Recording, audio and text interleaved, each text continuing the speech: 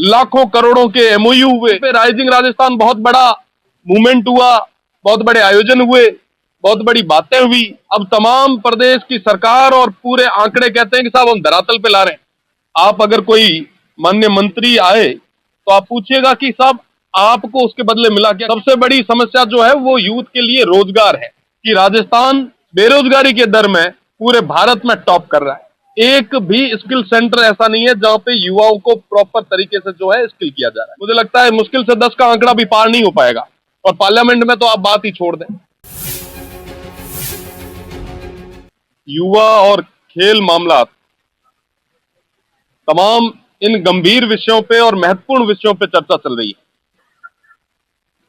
भारत युवाओं का देश है, राजस्थान में युवाओं की संख्या काफी है, पर आप दोनों ही सदन, चाहे विधानसभा हो चाहे लोकसभा हो, उसमें देखें कि आप कितना रिप्रेजेंटेटिव यूथ का है, युवाओं का है।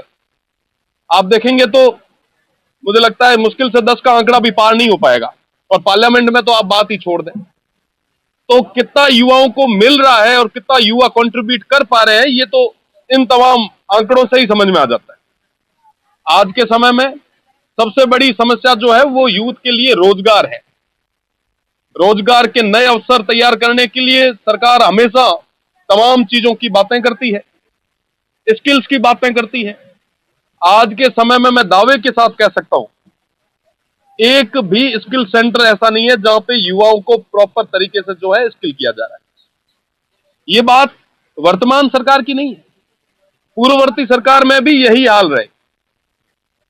इसकी वजह से बेरोजगारी की जो दर है वो दिन ब दिन बढ़ती जा रही है। और आज कहते हुए बड़ा दुख है मुझे कि राजस्थान बेरोजगारी के दर में पूरे भारत में टॉप कर रहा है।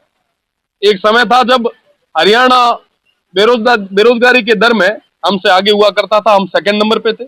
आज हम बेरोजगारी में पहले नंबर पे। उद्योगों की अगर बात करूं तो उद्योगों के नाम पे राइजिंग राजस्थान बहुत बड़ा मूवमेंट हुआ, बहुत बड़े आयोजन हुए, बहुत बड़ी बातें हुई, लाखों करोड़ों के एमओयू हुए। अब तमाम प्रदेश की सरकार और पूरे आंकड़े कहते हैं कि साहब हम धरातल पे ला रहे हैं।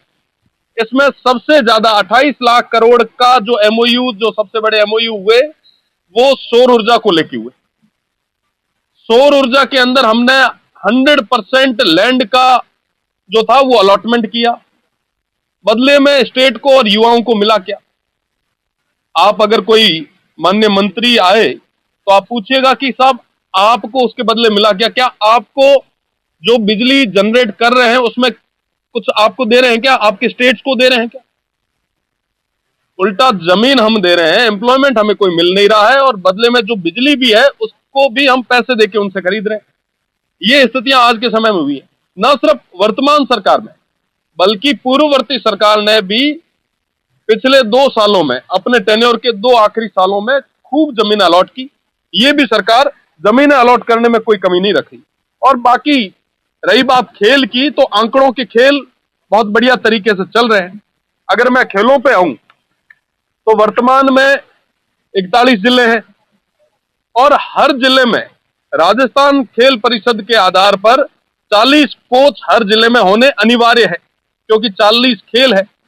अगर टोटल हम नंबर निकालें, अगर एक एक भी कोच अगर एक एक गेम का होता है तो लगभग 1600 के आसपास कोचेज की जरूरत है।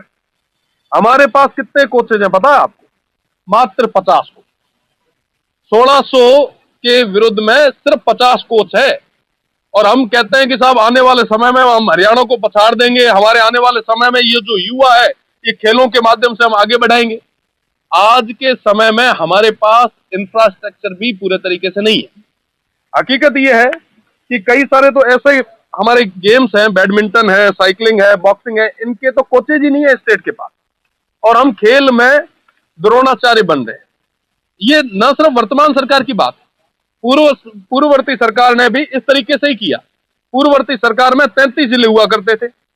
उस समय स्वीकृत पद की संख्या जो थी वो 1200 के आसपास थी, पर फिर भी 1200 कोचेज की जरूरत थी, फिर भी उनके पास भी कोई कोचेज की पूरी माकुल व्यवस्था नहीं थी। विजन उनका भी ऐसा ही था।